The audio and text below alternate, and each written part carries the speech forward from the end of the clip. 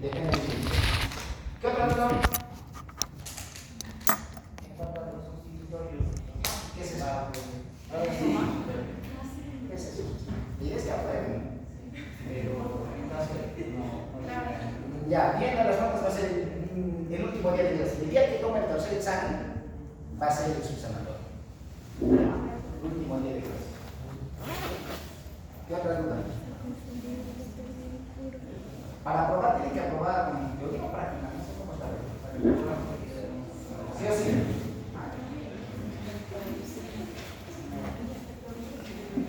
60-40.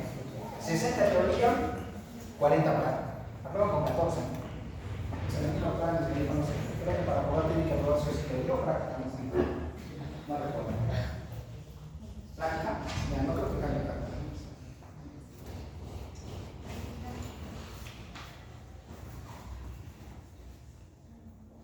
¿Qué otra pregunta?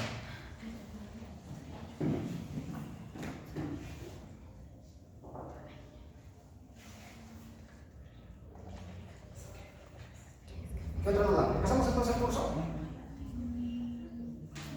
¿Empezamos el curso de una vez o vamos a esperar a alguien más?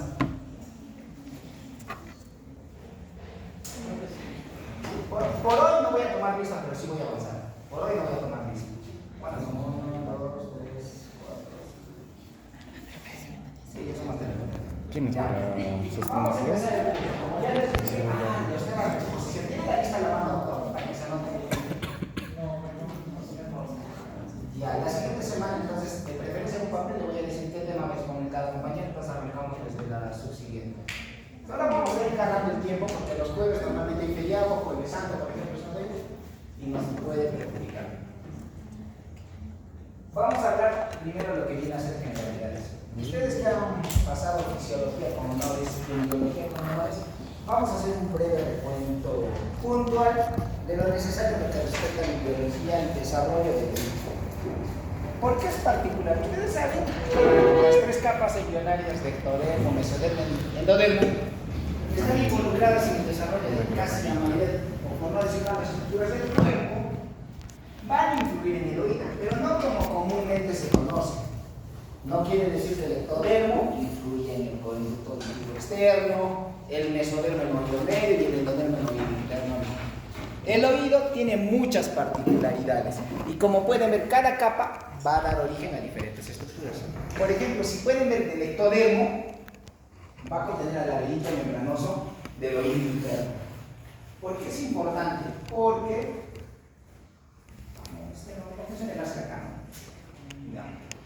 porque el laberinto membranoso del oído interno es como su nombre dice, está en la parte interna. Por ejemplo, el mesodermo tiene que ver en la influencia del pabellón auricular. Ojo, el pabellón auricular. Pero si hablamos del conducto auditivo externo, va a estar por el ectodermo. Pero ¿quién tiene particularidad? Hay una estructura que deriva de las tres capas, que viene a ser la membrana timpánica. La membrana timpánica tiene componente del ectodermo, del mesodermo y del endodermo. Entonces, como deriva de esas tres capas embriológicas, anatómicamente la membrana timpánica también va a tener tres capas. Una capa externa, una capa medio fibrosa y una capa interna. Es una estructura muy importante porque, como les digo, deriva de esas tres capas embrionarias. Dentro de las semanas de desarrollo embrionario, hay semanas que son muy importantes, como por ejemplo el desarrollo de la membrana timpánica, como pueden ver, que se da en la semana 9. Y a la semana 11, la cóclea alcanza a dar sus 2 vueltas y media. Todos tenemos, ¿cuántas cócleas tenemos, doctora? ¿Cuántas cócleas tenemos? ¿Cuántas? 2. ¿Han visto? Ya han hecho en anatomía la cóclea caracol. Esa cóclea caracol da 2 vueltas y media. Defectos en las vueltas traen diferentes anomalías. Que exponga ese tema, nos va a mencionar. Y hay otra semana muy importante, la semana 20. ¿Por qué es importante? Porque se da la maduración completa del oído interno. ¿Eso qué quiere decir? Que todo recién nacido tiene la capacidad de escuchar porque el oído interno, que viene a ser el motor, por decirlo así, ya debió haberse desarrollado. ¿Qué quiere decir? Si el niño te nace sordito, no vale decir hay que esperar 6 meses porque va a terminar de madurar. No, la maduración se da a la semana 20. Niño que nazca con problemas en el oído interno, niño que no va a recuperar de una manera natural la audición. Y si vemos más abajo, cerca al nacimiento, por decirlo así, hay un proceso que se llama decavitación, tanto antral o epitímpánica. ¿Qué viene a ser ese proceso? Viene a ser un proceso de maduración a nivel del oído medio o mastoide.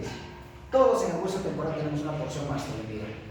Esa porción mastoidea está normalmente compuesta por las células que se neumatizan en la vida postnatal e incluso se llegan a neumatizar en la adolescencia. ¿Quiere decir que si hay un desarrollo postnatal a nivel del oído medio? Sí, pero la maduración auditiva, es decir, del oído interno, se da en la semana 20. ¿Okay? Eso es diferente. Vamos a hablar de anatomía.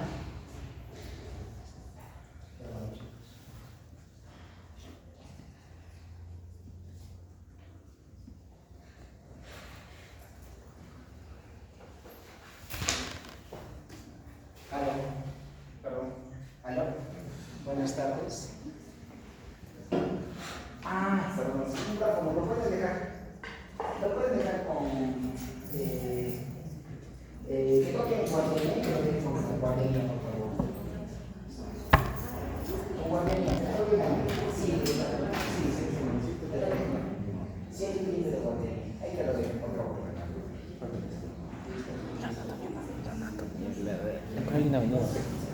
Ya, vamos a hablar de anatomía rápidamente. El conducto auditivo externo y el pabellón auricular, sobre todo el pabellón auricular, todo lo que han hecho en anatomía, ¿tiene alguna función el pabellón auricular? Hablando fisiológicamente, se cree que la función, o por la parte funcional del pabellón auricular, influye en la audición unos 5 decibeles, eso es uno. Y lo segundo es que se cree que ayuda en la orientación. ¿Qué quiere decir? La disposición de ese pabellón auricular detrás de surcos hace que cuando, por ejemplo, ustedes están en la calle, no sé quién se llame Pepe, digamos, te digan Pepe, sabes dónde voltear, hacia la derecha, a la izquierda, mirar arriba o mirar abajo. Se cree que la ausencia del pabellón auricular puede traer incapacidad para ubicar la fuente. ¿Ok? Ahora, otro fin de estético, ¿no? Para ponerse aquí, lo que quieran, cantar, lo que sea. El conducto auditivo externo y su inervación tiene mucha particularidad. ¿Por qué? Porque no va a depender de un solo nervio. Como pueden ver acá, si hablamos de la parte del conducto auditivo, vamos a ver que dentro del tímpano va a tener inervación del décimo par craneal, en la parte media del facial y en la parte superior del trigémino.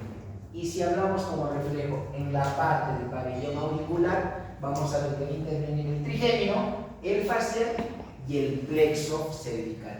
¿Por qué es importante? Porque hay patologías que comprometen cada uno de los pares craneales. Ya me he hecho pares craneales, ¿no? Ya me he hecho neurología, ¿no es cierto? Entonces, saben que hay patologías que comprometen cada uno de los pares craneales, así como hay lesiones que van a seguir este tipo de distribución. Como va a ser el doctor que va a exponer síndrome de Ramsey-Hunt, nos voy a explicar cómo es. Y esa inervación del plexo cervical a veces se relaciona mucho con el dolor referido. Pellizquense el lóbulo de la oreja, ¿no? ¿A dónde se va el dolor? ¿A dónde se va la sensación? ¿No sienten? En los humanos normalmente se refleja pues al hombro, ¿no? Cuando hay una gran compresión. Porque eso es lo que genera más o menos lo que se conoce como el dolor referido. Ahora, si hablamos de la membrana timpánica, esta es una membrana timpánica. ¿Van a hacer prácticas conmigo? Solo te digo. Sí, cuando hagamos prácticas, les voy a enseñar a ver el oído, vamos a hacer un taller ahí para que vean. La membrana timpánica tiene ciertas estructuras que son normales, ¿ok? Y lo que hay que ubicar principalmente, cuáles son los principales reparos de normalidad. Una membrana timpánica es una capa que en teoría tiene un grosor de más o menos 0,96 milímetros. Es una capa transparente. ¿ok? Que separe el oído externo del oído medio. Esa capa transparente, si nos permite visualizar la parte interna, vamos a identificar. Vamos a ver por el video. Por ejemplo, ¿qué es un reparo de normalidad? Ven este haz de luz acá, al lado del pie. Ven el haz de luz. Ese es un cono luminoso. Ese es un indicador de normalidad. Todo tímpano anatómicamente normal tiene un cono luminoso. ¿Okay? ¿Que puede estar disminuido en intensidad? Sí, dependiendo también de la transparencia del tímpano. Otro criterio para ver que está normal es tratar de llegar a visualizar el 100% de la membrana timpánica. Es decir, en el número 7, visualizar todo lo que es el anillo fibroso. ¿Okay? Y otro es realizar la famosa maniobra de Valsalva. ¿Qué es eso? Intentar destapar el oído. ¿Han hecho alguna vez eso? Cuando viajan o cambios de presión. Cuando uno hace esa maniobra, el tímpano se moviliza. Cuando hace uno la maniobra de Valsalva, se expande. Y cuando uno deglute, se retrae. ¿Okay? Algunos le llaman Valsalva a la salida, la maniobra de Doyle, cuando hace la difusión. ¿Okay? Si un oído cumple con esas tres cosas, probablemente sea una membrana timpánica normal. Ojo, membrana timpánica normal. ¿Qué reparos más vemos? El número 10, ese orificio que ven ahí, oscuro, esa es la trompa de Eustaquio. El número 8 viene a ser el lumbo, que viene a ser la porción media, la unión del martillo con la membrana timpánica, que también se va a hacer presente por su proceso lateral en el número 9. El 1 viene a ser pues el martillo. El 6, el que está a un costado, viene a ser el promontorio. En tímpanos transparentes se llega a visualizar el promontorio. ¿Qué es el promontorio? Es la huella, es una impresión ósea que deja la espira basal en el oído medio. ¿Qué quiere decir? Si digamos afuera acá hay una estatua y a nivel de esta pared se nota pues por decirlo así, la huella de esa estatua, lo que protruye hacia adentro, por decirlo así. Esa es la cópula. El 3, martillo, yunque y estribo. El 3 y 5, yunque y estribo. ¿Ok? El 2 y el 4 vienen a ser los ligamentos tímpano-manelares, los asteriscos vienen a ser las espinas timpánicas anteriores. No se llega a visualizar en todos porque depende mucho de la transparencia de la membrana timpánica. ¿Ok? Si hablamos del oído medio, en el oído medio es una zona en la que el principal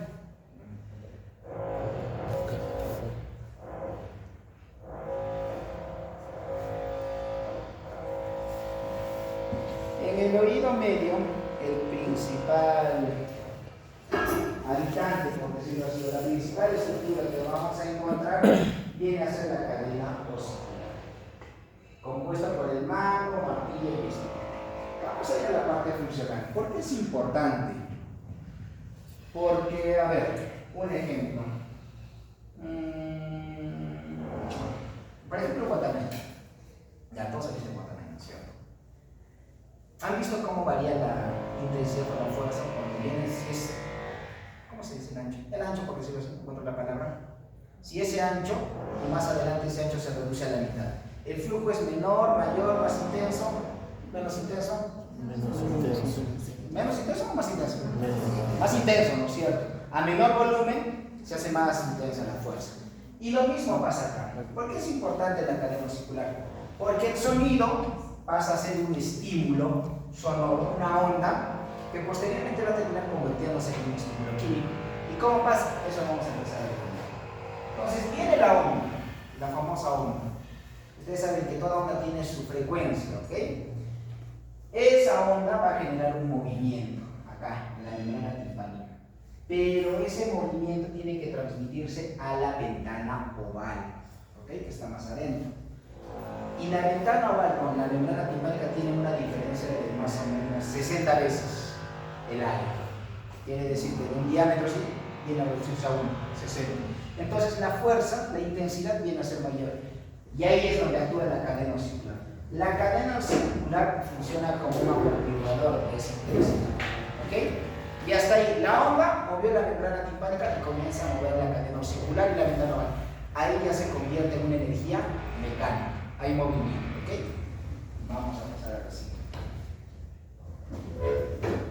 Y acá viene la parte importante. Entonces, el estímulo me movió la membrana timpánica, ¿ok?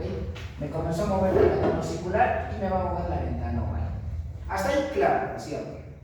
¿Y cómo es eso que se convierte en sonido o en interpretación? Dentro de la cóclea, dentro de esas 2 vueltas y media, se va a estar distribuyendo con estas rampas, como pueden ver. Hay una rampa o escala vestibular, una rampa media y una rampa o escala timpánica. ¿Por qué es importante? Porque en esas rampas o escalas fluye lo que viene a ser perilinfa y la endolinfa, cada uno con ciertos electrolitos a predominancia, ¿no? Que ya conocen tanto el sodio como es el potasio. ¿Ok? Entonces, esas escalas tienen líquido. Entonces viene el sonido a la ventana oval. ¿Ok?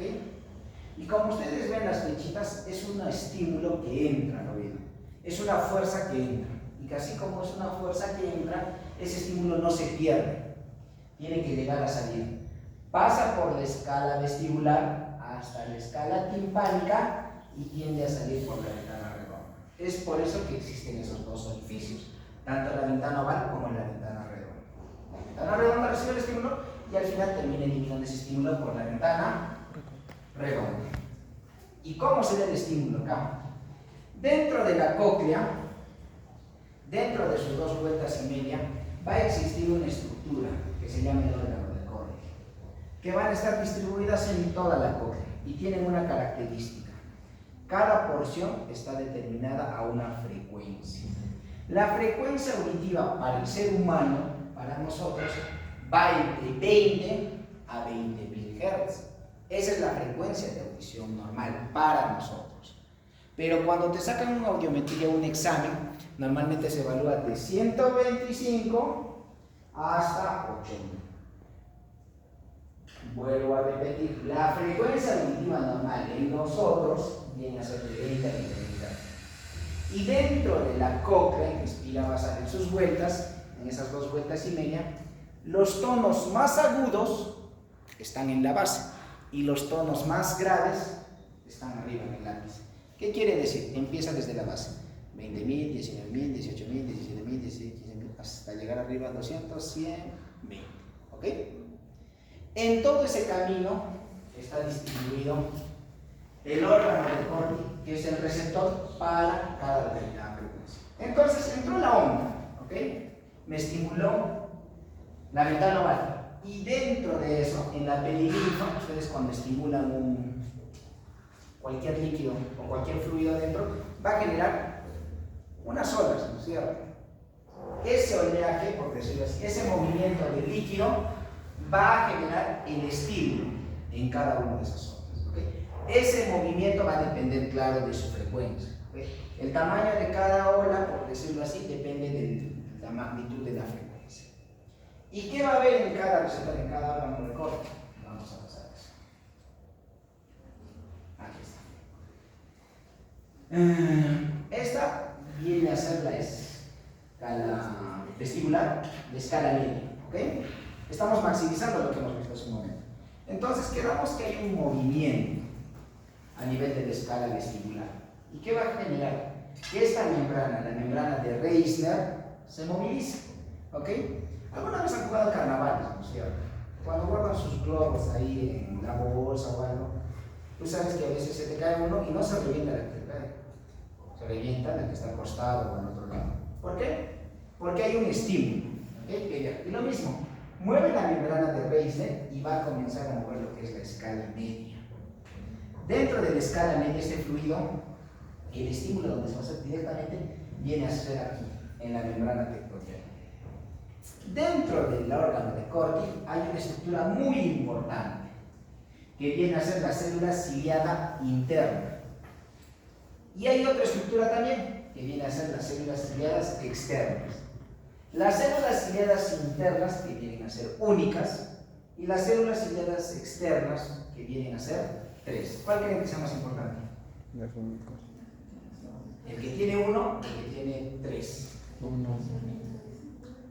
1 o 3. O 3. ¿Cuál creen que sea más importante? Yo tengo 1. 1, ¿no es cierto? Es así, porque como ustedes saben, en el cuerpo hay un corazón nada más. A diferencia de los riñones que hay dos, ¿no? ¿Eso quiere decir que el curso de cardiología es más importante que nefro? Puede ser. Entonces, eso es importante porque la célula ciliar interna se ocupa de la interpretación, de la traducción del estímulo. ¿Qué quiere decir? Si toda esa onda llega, estimula hasta esta célula ciliar interna, se activa el receptor de la frecuencia 20.000 o 19.000, por decirlo así. Y esto es lo que se convierte, pues, dentro de la célula se da la famosa cascada interna, que termina con la liberación de un neurotransmisor, que en este caso puede ser el glutamato, que es el principal neurotransmisor. En cambio, la célula ciliar externa se encarga de la amplificación de ese estímulo. ¿Ok? La célula ciliar interna es de la traducción, pero el otro de la amplificación. Entonces, ¿cómo se da el estímulo? Como pueden ver, tanto las células ciliares externas como la célula ciliar interna están ancladas, unidas mediante unos cilios a la membrana tectorial. ¿Qué quiere decir? Aquí hay una célula. Estas tres primeras filas son las células ciliares externas y esta es la célula ciliar interna. Entonces va a haber un tubo más grueso, que se llama el quinocilio, y tres tubitos más pequeños, que se llaman los estereocilios. ¿Ok? ¿Me entienden? Esos están anclados a la pared. Ese movimiento del fluido va a hacer que la membrana tectorial se movilice, y al moverse va a generar el movimiento de estos cilios. Pocas palabras para que me entiendan, que se rompan, por decirlo así.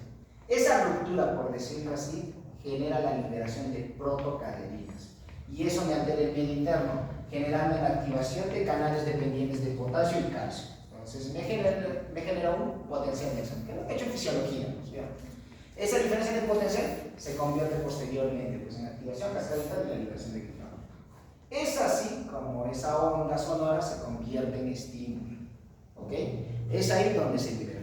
Posteriormente a su liberación, va a seguir, pues, toda esta vía ascendente para terminar en las áreas primarias de la audición, que está en la región temporal, las áreas de Broca. ¿Okay? Claro que tiene su pasaje, como pueden ver, se convierte en el medio auditivo, pasa por los núcleos, por los meniscos, sí. Eso es importante, sí, porque el daño a nivel de cada zona genera diferente tipo de patología. ¿Qué quiere decir? Y lo que pasa en los adultos. Muchos piensan que no escuchan, pero no es lo mismo no escuchar a no entender, que es diferente. Y eso van a ver con sus abuelitos o familiares mayores que te dicen, no es que no escucho, no entiendo. Escuchan el ruido, pero son incapaces de traducir esa información. Y se da porque hay lesión a ese nivel. ¿Ok? ¿Alguna duda, alguna pregunta? ¿Hasta ahí? Todo claro, ¿no? Esto es importante porque hoy en día está, pues, de moda lo que viene a ser la anatomía endoscópica. Entonces se creía que la trompa de Eustaquio era el principal o la principal vía para ventilar el oído. O sea, se creía que la trompa de Eustaquio era el que proveía que los huesitos se desarrollen, porque te neumatizaban, porque por ahí pasaba el aire. Hasta cierto punto es cierto, porque es la única vía de comunicación del oído con el medio externo, la trompa de Eustaquio. No hay otra vía natural con la que el oído se pueda comunicar con la parte externa.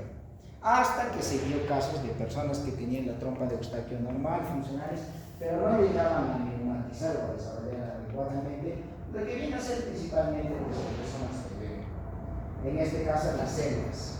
No se daba adecuadamente esa neumatización.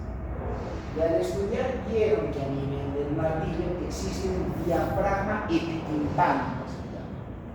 Esa es otra de las zonas de ventilación, pero a nivel del epitimo. ¿Ok?